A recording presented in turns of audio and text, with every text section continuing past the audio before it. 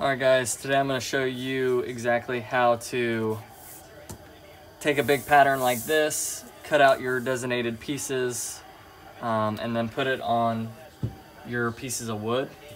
So to start, I've already done this medium dark shade of wood, and I've already done this medium light shade, this ML and MD. So what I need right now are these M's. So I'm going to cut these out first, and then I'm going to show you how I put it on wood so that I can put it on the scroll saw. So here we go.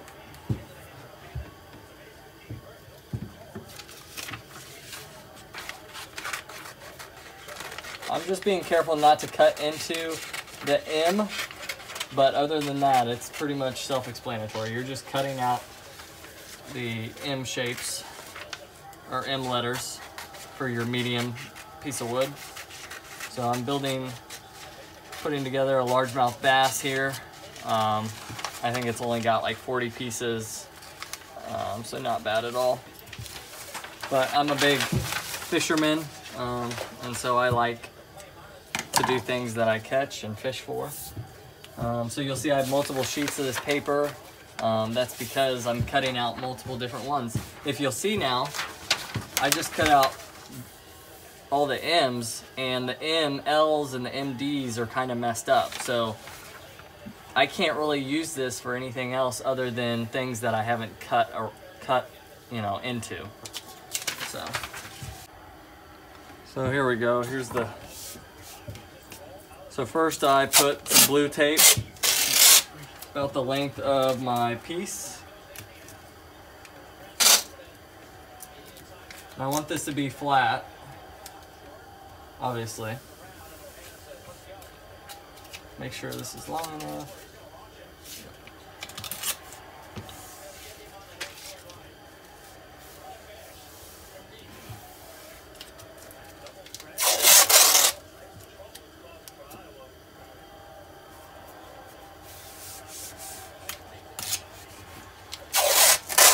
Trying to really prevent bubbles. Bubbles can actually bring up your paper when you're working and cause really small differences.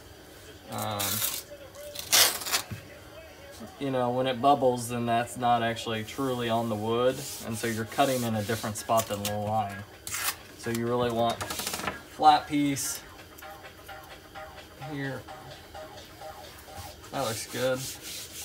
Now next I'm going to be using some spray glue or adhesive, whatever you want to call it. So I use this multi-purpose 3M Super 77, and I just spray it out. I'm actually going to go spray this outside real quick, and I'm just going to lightly coat this whole thing. But I'm going to do it outside because, you know, I've sprayed on my tabletop before and it just leaves a real gritty glue, dried up glue, and you end up having to sand it. So I'll be right back with that. Just got done spraying it. You can see it's a little wet on top here. So you can see here I got an arrow. It's just telling me make sure the grain is horizontal, which it is. I'm gonna try to maximize this piece, and I'm gonna go close to the edges.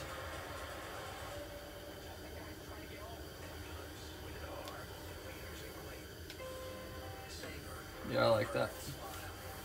So a little bit of excess down here. Probably could have cleaned that up, but I have this piece coming down. So that looks good. Push this on a little bit, just kind of help it lay down.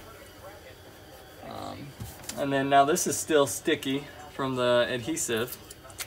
So this is probably my favorite, most important step. So I'm putting this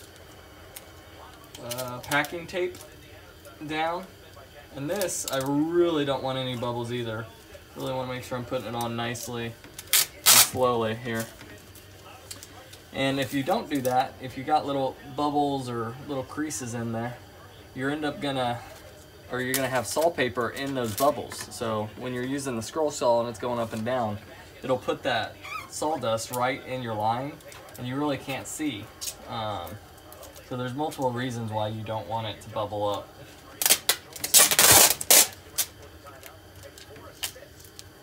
just take your time with this. There's no hurry. You know, we'll be working with this piece of wood for a while, so you know, I want it to be right.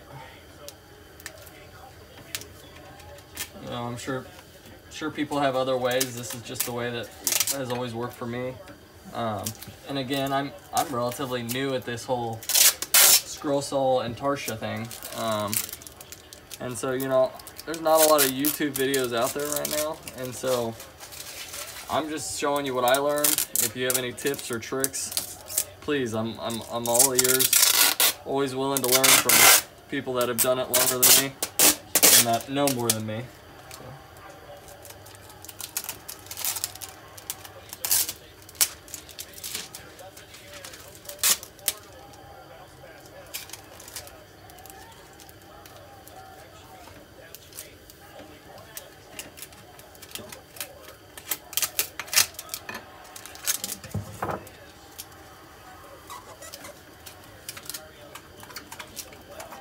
Again, I don't care if there's bubbles up here, but you really want to try to prevent bubbles going along the pieces you're going to cut.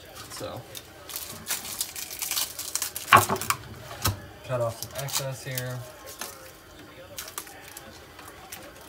I think that looks good to go. Just pushing some of the bubbles out here. Trying the best I can. All right, there's that.